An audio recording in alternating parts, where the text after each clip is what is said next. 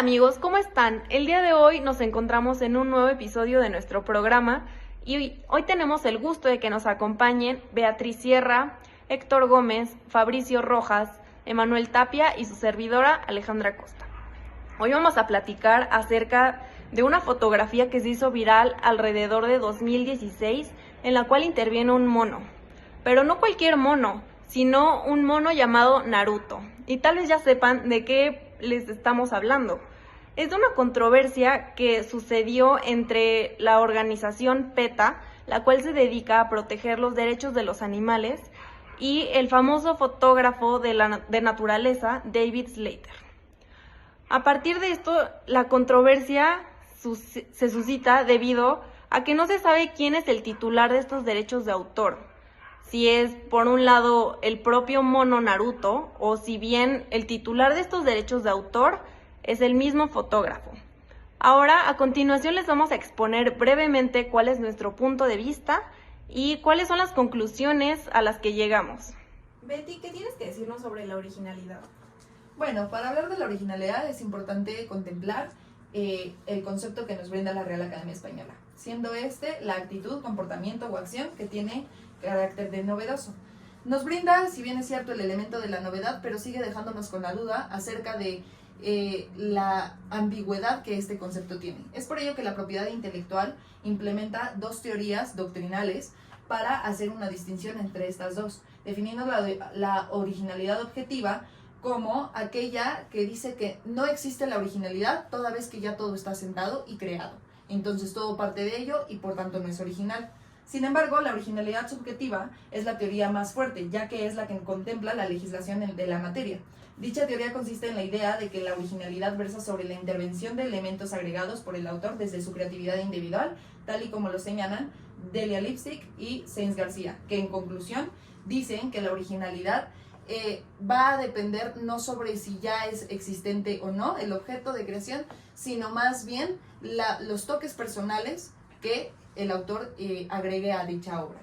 Como conclusión, la originalidad debe ser considerada conforme a los parámetros que la ley dispone, resultando forzoso entender el artículo 4 y 3 de la Ley Federal de Derecho de Autor. Estos, en conclusión, el artículo 3 nos habla acerca de que las obras protegidas serán aquellas de creación original, mientras que el artículo 4 nos aporta los elementos de obras derivadas y obras primigenias, contemplando ambas como originales. Como segunda pregunta, ¿nos podrías ayudar, Emanuel, a decirnos quiénes pueden ser considerados como autores al tenor de la legislación mexicana?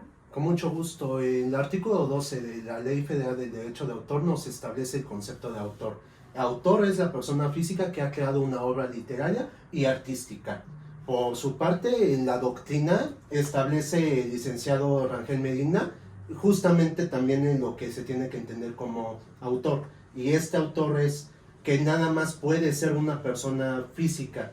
Se entiende por autor la persona que concibe y realiza una obra de naturaleza literaria, científica o artística. ¿Por qué nada más pueden ser las personas físicas? Porque son las únicas que pueden sentir, que pueden apreciar o pueden investigar toda la cuestión de estas obras literarias y artísticas. Por su parte, la Suprema Corte de Justicia de la Nación, en su número de registro 2024-373, en esa jurisprudencia también establece de que nada más las personas físicas pueden crear o pueden ser autores. ¿Esto por qué? Ya que existe una controversia si se tiene que considerar las personas morales o los animales en este caso como autores, y la propia jurisprudencia nos determina que no, nada más las personas físicas pueden ser autores, ya que nada más ellos pueden tener un proceso creativo.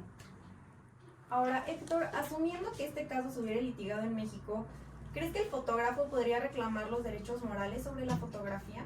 Claro que sí, sin indudablemente. Los derechos personales, en este caso los derechos morales a los que nos referimos, son exclusivos de carácter no económico que ayudan a un autor a mantener su nexo con la obra. Por lo tanto, está íntimamente ligada con el autor. Sus características de ser inalienables, imprescriptibles, inembargables e irrenunciables nos dan una evidente línea de pensamiento que nos aclara que estos derechos están necesariamente ligados con el autor, y a ser el señor Stapler el autor de esta obra, estos derechos morales le pertenecen en todo su conjunto a él. Tales derechos como el de divulgación, paternidad, integridad, respeto de la obra, inclusive el repudio o la modificación de esta misma en subsecuentes momentos, le pertenecen tal y como se encuentra regulado en la Ley Federal de Derecho de Autor en su capítulo segundo, en su título segundo, se denomina de los derechos morales. Ok, ¿y ahora qué piensas sobre PETA? ¿Podría reclamarlos? En primer lugar, PETA no tendría cabida en los derechos morales, puesto que no intervinieron en ninguna forma en la producción de la obra. Y dado que los animales no pueden ser objetos de derechos subjetivos como lo son los derechos de autor, no tiene cabida en ningún momento que PETA pueda reclamar estos derechos. Ahora, Fabricio, ¿nos podrías ayudar clasificando esta obra? Claro, conforme al artículo 4 de la Ley Federal de Derecho de Autor, hablamos de una obra de autor conocido, publicada, primigenia e individual. ¿Y qué tipo de obra consideras que es? Bueno, en términos del artículo 13 de la Ley Federal del Derecho de Autor, la presente obra artística encuentra su protección del derecho de autor en su último párrafo. Al ser este un performance, mismo que la Real Academia Española lo define como una actividad artística que tiene como principio básico la improvisación y el contacto directo con el espectador, podríamos decir que la obra encuadra por analogía con la fracción de dramática. Ok, ¿y tú piensas que esta obra podría registrarse o incurre en alguna prohibición legal? No incurrirá en ninguna prohibición legal. Sí se puede registrar, toda vez que es una obra de autor conocido, publicada, primigenia e individual. Bien, Héctor, y asumiendo que el caso se hubiera presentado en México, ¿qué derechos patrimoniales corresponden al autor o sus causamientes en su caso? Claro, hablemos de que estos derechos patrimoniales representan en su conjunto. Entonces, siendo estrictos, los derechos patrimoniales que una persona percibe acerca de los derechos de autor que tiene, que posee, son todos en la misma línea. Es decir, no podemos separar los derechos de autor y sus derechos patrimoniales. Entonces, tienen desde el derecho de la simple remuneración, el derecho del uso de la explotación y el droit de suite. El llamado droit de suite es un derecho inalienable que tiene el propio autor a participar en las ventas de una obra posteriores a la primera sesión. En este caso, al no haber un soporte material primigenio, realmente podríamos hablar del derecho de simple remuneración y el derecho de uso y explotación como las tangentes que tendría de hecho el señor Slater a poder percibir derechos y beneficios económicos por el uso de su obra. Ahora, ¿nos podrías platicar sobre la postura de David Slater? Por supuesto, la postura de David Slater es que él es el autor de esta obra. Dando en consideración todo lo que hemos platicado, concluimos de que como es una persona física, nada más las personas físicas pueden ser autores de la obra. También podemos mencionar de que como la obra se trata de un performance, no implica la fotografía como tal una obra, simplemente se plasma en un sustento material. Ahora, a manera de conclusión, ¿tú qué nos puedes decir acerca de este caso? ¿Qué es lo que piensa el equipo? El caso claramente está llevado hacia un punto de vista en el que el performance es la parte central. Es decir, el mono Naruto sirvió como una forma de expresión artística del señor Slater y únicamente la fotografía sirve como un soporte material de este performance. Es decir, es cierto en primer momento que la personalidad del mono Naruto no alcanza suficiente en el entorno jurídico para hacer valer unos derechos de autoría, unos derechos materiales, unos derechos morales, derechos patrimoniales, como se abordó a lo largo de esta exposición.